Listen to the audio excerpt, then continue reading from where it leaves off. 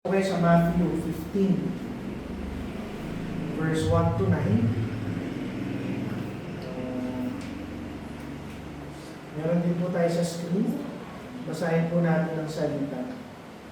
Sabi po dito, "Then came to Jesus scribes and Pharisees which were of Jerusalem, saying, Why do thy disciples transgress the tradition of the elders? For they wash not their hands when they eat bread.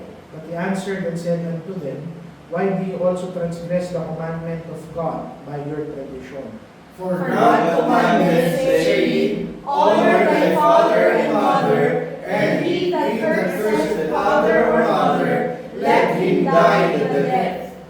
But ye say, Whosoever shall say to his father or his mother, It is a gift by whatsoever thou mightest be profited by me. And honor not his father or his mother, he shall be free.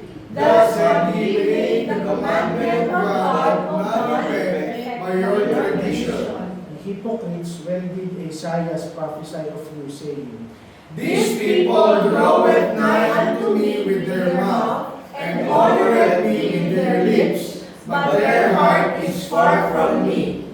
But in vain they do worship me, teaching for doctrines the commandments of men." Manalangin po tayo.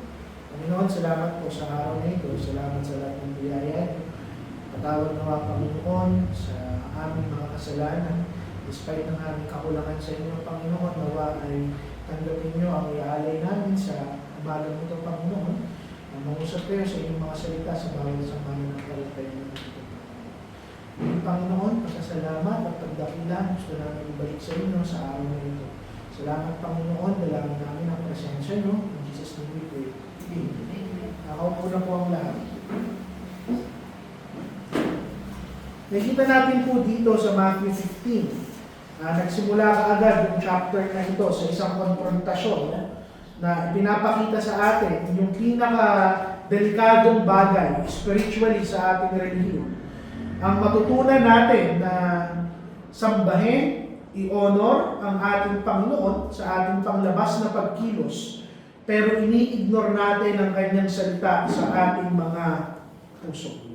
Yung kwento po rito, yung mga Pariseo, yung mga Eskriba, lumapit sila sa Panginoong Jesucristo sa Jerusalem, hindi para matuto sa ating Panginoon, pero para akusahan ang ating Panginoon. Yung concern nila, hindi kabanalan, hindi hustisya, hindi awa o habag. Ang focus nila rito ay sitahin yung mga disipulo ng Panginoon dahil hindi nila ginawa yung tradisyon ng mga Pariseo. At ano yung tradisyon na yun?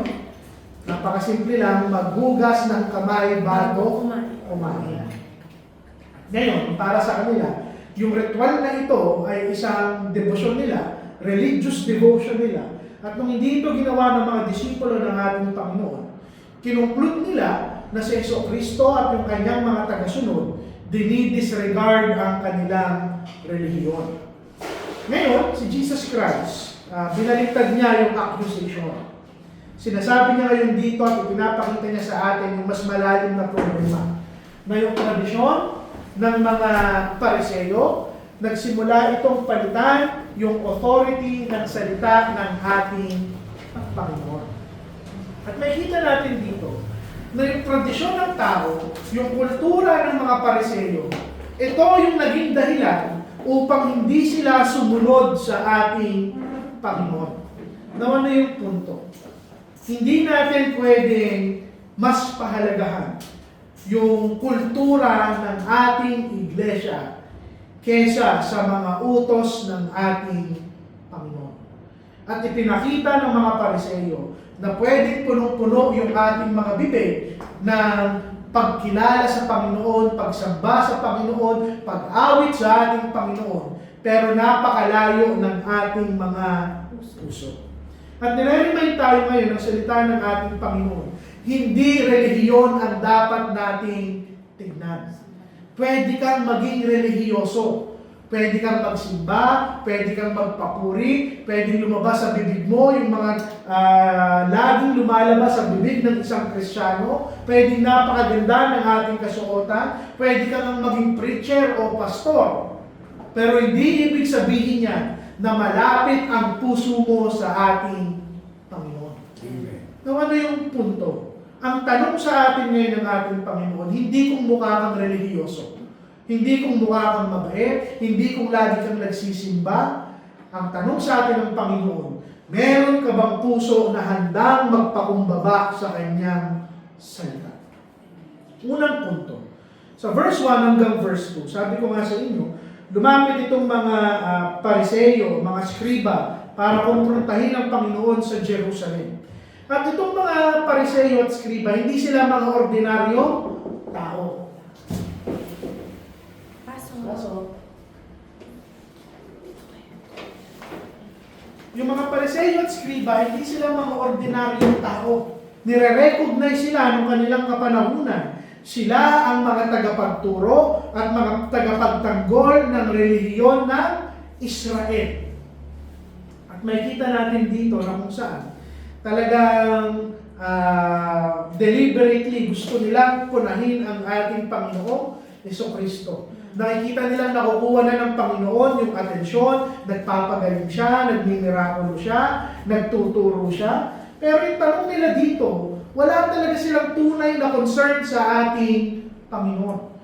Pwede nga nilang i-challenge yung doktrina ng Panginoon, yung katuruan ng Panginoon, yung mirakulo ng Panginoon, yung authority ng Panginoon. Pero ano yung challenge nila? Yung seremonya nila, bakit hindi naghugas ng kamay yung mga disipulo mo bago kumain? Buti na lang, wala pa ako mga panahon na nila. Hindi po ako naghugas ng kamay. Pero, kailangan nyo maunawaan na kung saan yung issue dito hindi po hygiene. Sa atin kasi naghugas tayo ng kamay para hindi tayo magkasakit. Sa kanila po, tradisyon. Ang nangyari dito, anong sabi nila?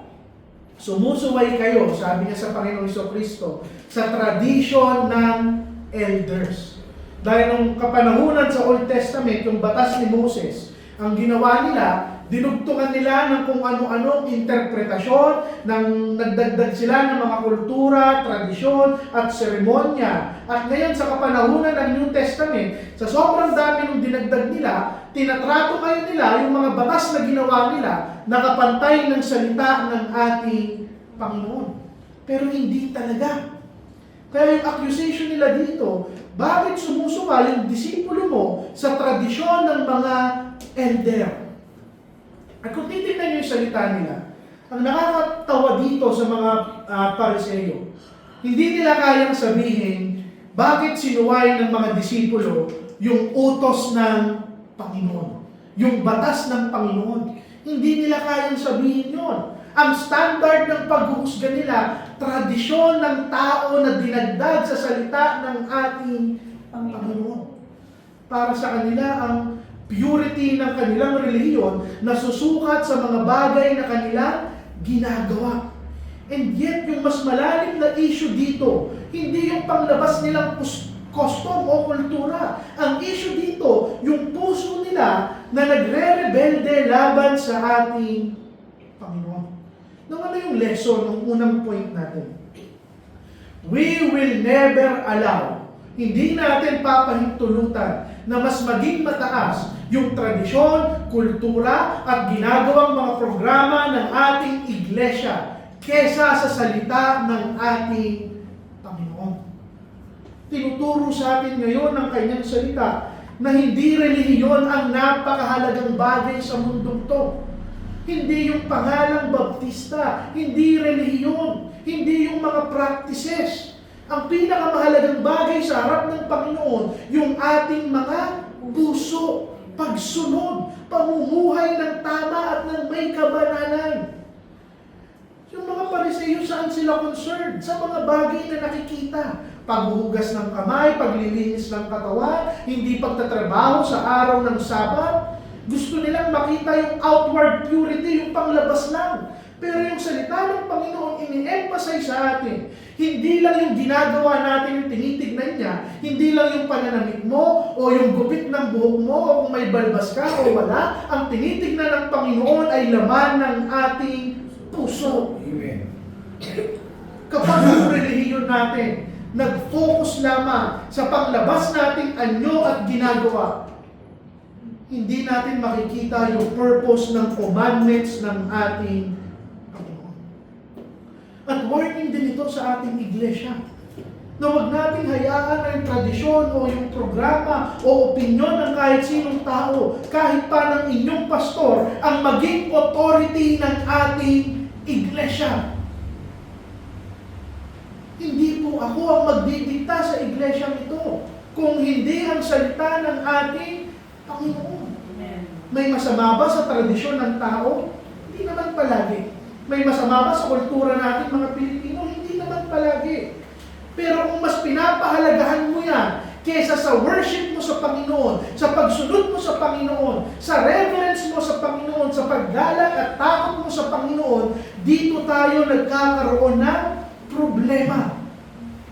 Hindi si pastor, hindi tradisyon, hindi programa ang magdidikta ng kung ano ang gagawin ng bawat isa. Hindi practices ng mga tao. Ang standard ng ating iglesia ay salita ng ating Panginoon. Ano pa yung lesson na mapupulot natin dito? Makikita nyo yung kritisismo ng mga Pariseo. Bakit nila kinikriticize si Jesus Christ? Bakit nila kinukumpronta yung mga disipulo? Dahil mali yung kanilang priority. Ang priority nila, seremonya, magpakitang tao, magpakitang gilas. Samantalang dapat ang priority nila, paano ako iibig sa kapwa ko? Paano ako magpapakumbaba? Paano ako magiging matapat? Paano ako mananampalataya ng tama? Kinikriticize nila yung Panginoong Jesucristo at yung mga disipulo sa napakaliit na bagay. Pero yung mas mabibigat na bagay, kung paano nila mapapatunayan yung relihiyon nila sa pamamagitan ng kabanalan, hindi nila magawa. Nung ano yung punto ko rito? Maraming Kristiyano ganito. We are concerned paano ako makikita ng church manalangin, magturo, kumilos, umatin. More than that, ang dapat nating tanong, paano ko makikita ng Panginoon sa araw-araw ng buhay ko na sumusunod ako sa Kanya? Kapatid, tinatawag tayo ngayon ng Panginoon na kung saan examine natin, subukin natin, tignan natin, i-check natin. Ano yung pundasyon ng mga bagay na ginagawa natin sa loob ng ating church? Galing ba yan sa Panginoon? Galing ba yan sa Kanyang salita? O galing lang yan sa pananaw natin bilang mga tao? We will not replace the Word of God ng kahit anong bagay sa ating iglesia. Amen. Tandaan nyo, yung loyalty, hindi sa mga Pariseo, hindi sa skriba. Yung loyalty nyo, hindi sa pangalan ng ating iglesia. Yung loyalty nyo, hindi kay pastor. Ang loyalty nyo sa ating Panginoon. Amen. Wala akong authority sa inyo. Hindi ko kayo pwedeng diktahan. Ang tanging authority ng isang leader o pastor sa kanyang iglesia ay kung ano lang yung sinasabi ng ating Panginoon. Now, makikita natin dito yung sagot ng ating Panginoon from verse 3 hanggang verse 6. Sabi niya rito, but he answered and said unto them, why do you also transgress the commandment of God by your tradition? For God commanded, saying, honor thy father and mother. He that curseth his father or mother, let him die the death. But ye say, whosoever shall say to his father or his mother, it is a gift, by whosoever thou mayest be profited by me, and honor not his father or his mother, he shall be free. Thus have ye made the commandment of God none effect by your tradition. Haba po, baka mahirap intindihan, pero i-explain ko po sa inyo. Ang wisdom dito ng Panginoon, ang ginawa kasi ng mga Pariseo, pinunan nila yung Panginoon doon sa tradisyon nila na hindi sila nagugas ng kamay. Sinagot ngayon sila ng Panginoon. Sabi ng Panginoon, hindi ba ang utos sa inyo?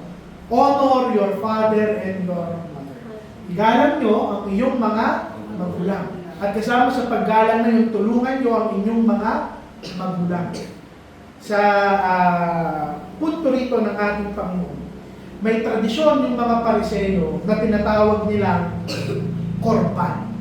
Yung korban, simple lang po yan. Kapag meron kang ari-arian, tapos gusto mong i-dedicate sa Panginoon, i-alay sa Panginoon, ibigay sa Panginoon, sinasabi nila, dahil ibinigay mo na yung resources mo, wala ka na ngayong kakayanan pang tumulong sa iyong pamilya.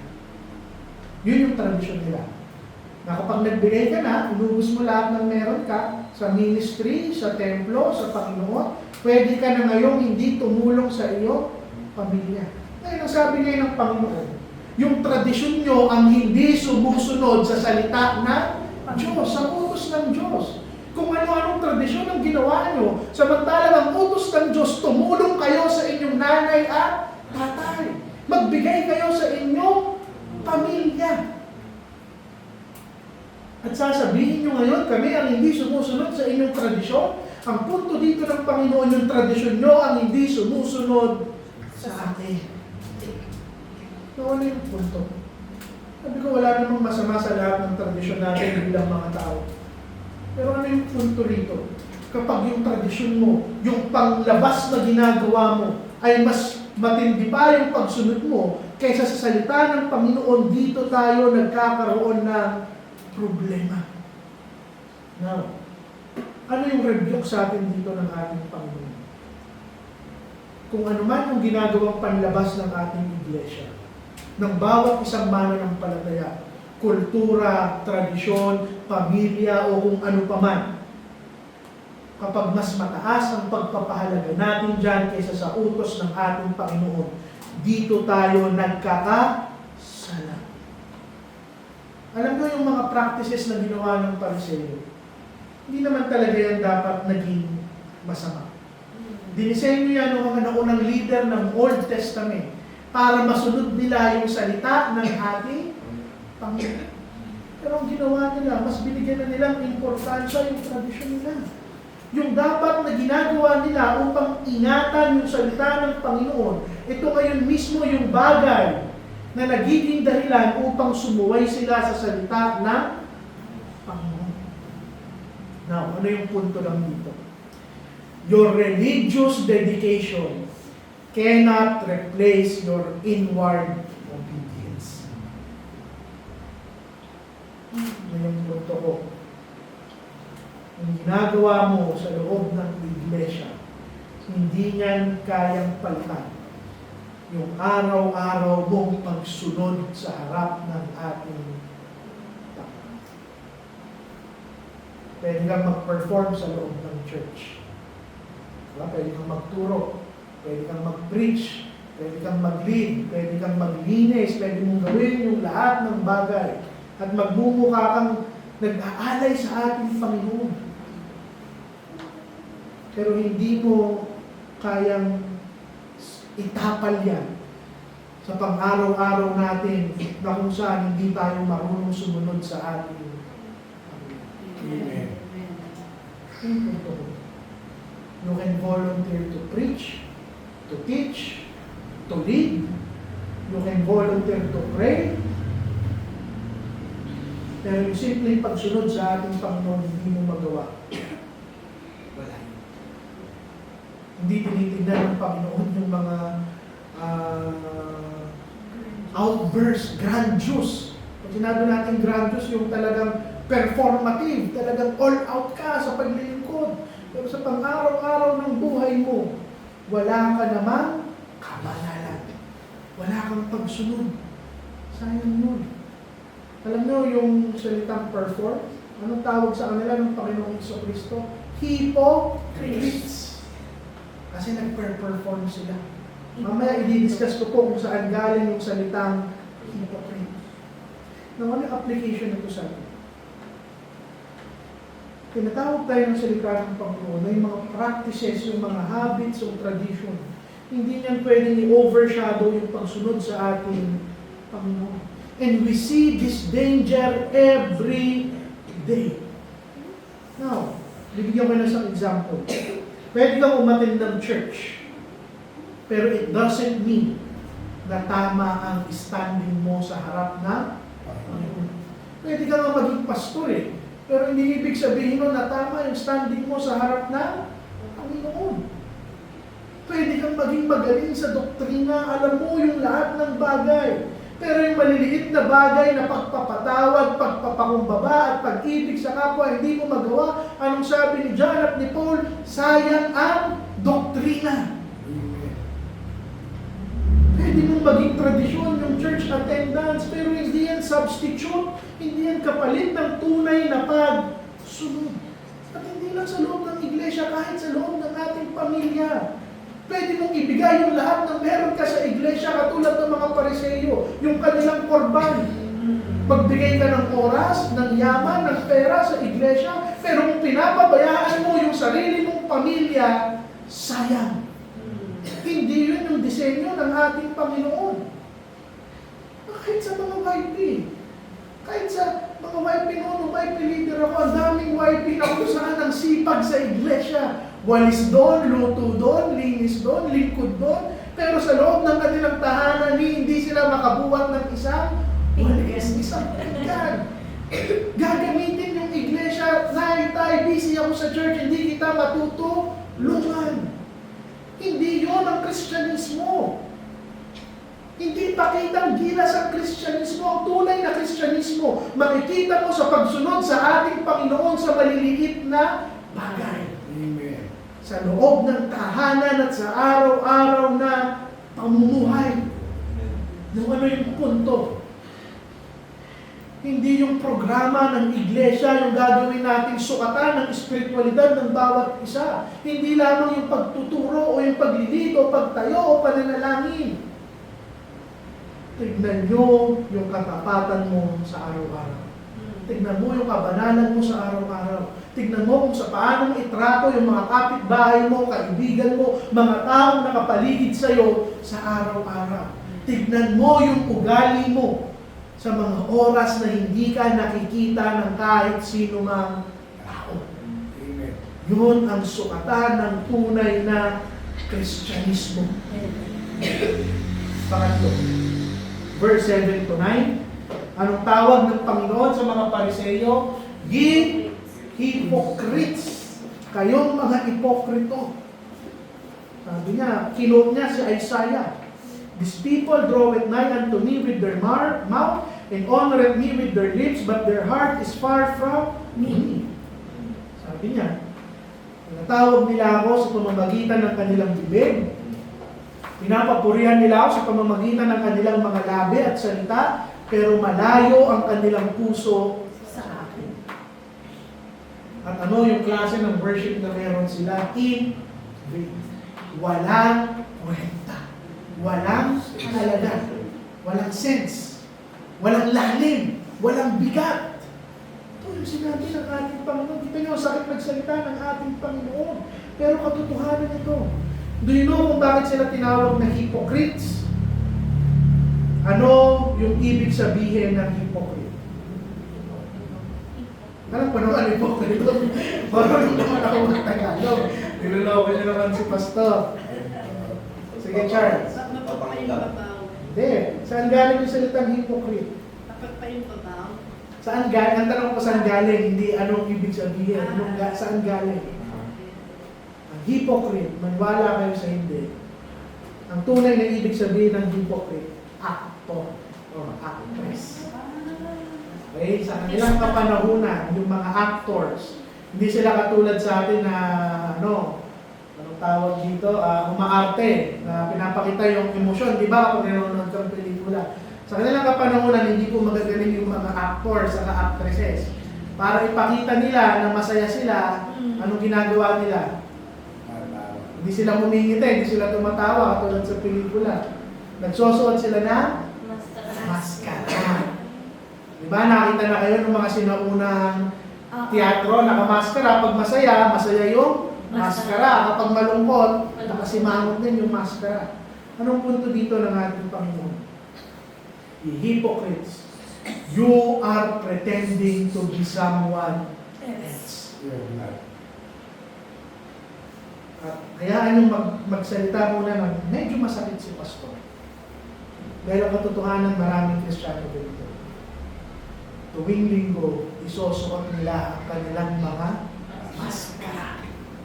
Pahahalagahan nila yung tradisyon, pahahalagahan nila yung simbahan, pahahalagahan nila yung panalangin at pagtuturo. Pero sa loob ng kanilang tahanan, tinatanggal nila ang kanilang mga maskara. Hindi ganito ang Kristyanismo. Hindi ka pwedeng magpanggap na banal-banalan ka. Sabi ng Panginoon, nung niligtas ka niya, binago ka niya, isa ka ng santo. Mamuhay ka na parang isang santo. Hindi ka pwedeng magpapuri sa Panginoon. Sa araw ng linggo, lumalabas sa bibig mo yung magagandang awitin, magagandang turo, encouragement, panalangin sa kapatid mo, rebuke sa kapatid mo. Pero araw-araw malayo ang puso mo sa ating Panginoon. Amen. Sabi ng Panginoon, malapit yung bibig nyo sa akin, pero malayo ang puso nyo sa akin. Pwede kang mag-recite ng prayer. Pwede mong banggitin yung mga salita sa ating mga doktrina. Election, regeneration, sanctification, salvation, lahat. Pwede kang mag-participate sa lahat ng activity ng iglesia. Pero hindi lang yan ang hinihingi sa'yo ng Panginoon mo. Naniniwala ako na ang tunay na worship nangyayari sa araw ng ating buhay. Amen. Alam nyo, ayokong dumating yung ating iglesia sa punto na pumupunta lang tayo sa araw ng linggo dahil nakasanayan natin. Dahil kailangan natin magpakita. Kailangan natin magpanggap. Hindi. Yung pagpunta natin dito, tandaan natin, culmination yan ng araw ng Lunes hanggang araw na Sabado. Kung ano yung ginawa mong worship sa Panginoon sa araw-araw, makikita mo yan kung sa paano tayo mag-worship sa Panginoon sa araw ng linggo. Simple lang. Kung hindi mo siya pinahalagahan sa araw-araw ng buhay mo, dalawa lang yan. Either hindi mo siya papahalagahan sa araw ng linggo, o papahalagahan mo siya, pero may suot kang maskara. At hindi yon ang tamang worship. Kapatid, our worship is meaningless. Kung nagtitipon lang tayo dito, it is in vain, it is meaningless, wala itong lalim at talaga. Dahil nagtitipon lang tayo dito dahil nakasanayan. Kahit yung pagkanta. Maling na pagkanta, sa tingin nyo, kumakanta tayo dahil nakasanayan natin 2 kanta bago magsimula, 1 kanta pagkatapos. Hindi. Hindi ko makalimutan, hindi ko na naalala kung sino. Basta may nagturo ng music. Sabi ng pastor, wala akong paki kung sintonado ka. Wala akong paki kung maganda boses mo. Lakasan mo yung awit mo sa ating Panginoon. Amen.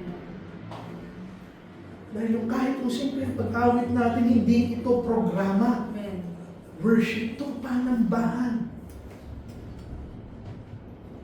Kapatid, paulit-ulit kong sinasabi na sa loob ng ating simbahan, isa tayong pamilya.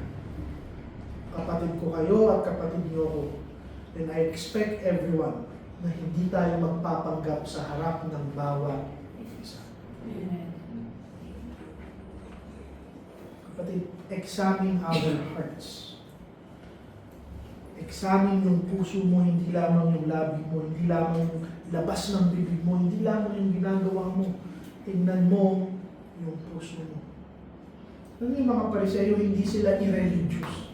Sila pa nga yung napaka-religyoso sa lahat ng tao. But religion don't save. Religion don't transform hearts. Amen.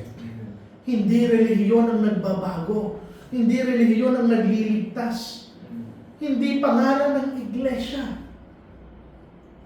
Panginoong Hesukristo ang sagot sa ating problema. At dito ko tatapusin yung aking mensahe. This isn't just a warning para sa mga Kristiyano. Panawagan ito sa lahat ng taong hindi pa sigurado ng kanilang kalagayan sa harap ng Panginoon. Kung hindi ka pa sigurado kung saan ka pupunta, pagkatapos mong mamatay, kung sa impyerno man o sa langit, ito yung sinasabi sa atin. Yung mga Pariseo, relihiyoso sila. Pero hindi sila ligtas. Hindi relihiyon ang nagliligtas. Hindi si pastor, hindi yung pare, hindi yung simbahan namin, hindi yung simbahan ng Katoliko, simbahan ng Iglesia, hindi simbahan ang nagliligtas. Hindi yung mga ginagawa nila yung nagliligtas. Hindi paghuhugas ng kamay. Panginoong Hesukristo lamang ang nagliligtas. Hindi ko tatanungin anong relihiyon mo, paano kang sumamba, hindi. Ang tanong ko, malapit ba ang puso mo sa ating Panginoon sa araw na to? Amen. It is possible to look very religious, pero ang layo mo na pala sa ating Panginoon. Now, am I saying na kung ganun din naman, Pastor, ba't pa tayo may simbahan? Ba't pa tayo may relihiyon? Hindi. Hindi yun yung punto ko. God is not against religion. He is against an empty religion. Ang desire ng Panginoon, mga puso. Ang desire ng Panginoon, panambahan, worship na nanggagaling sa pag-ibig sa Kanya. Pagsunod na nanggagaling sa takot at paggalang sa ating Panginoon. Ang gusto niya isang buhay na hinubog ng Kanyang salita. Kaya kapatid, sa araw na ito, sumasamba ka lang ba sa Panginoon, sa labi mo, sa awitin mo, sa turo mo, o sinasamba mo siya ng buong puso mo? Manalangin po tayo. Panginoon, salamat po sa maikling mensahe nito.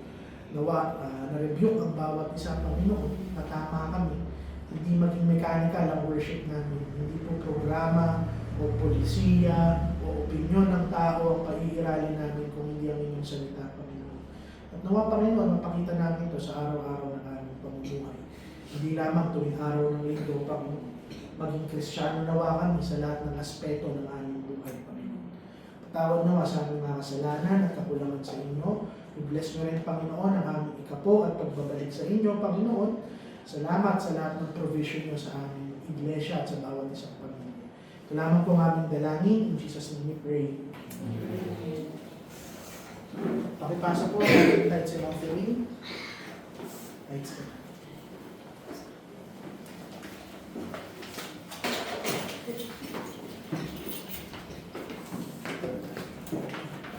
Sige po. Nilito po na tumayo po tayong lahat. Huling awit po para sa ating morning worship. May bukas po tayo sa ating hymnal 159. Hymnal 159.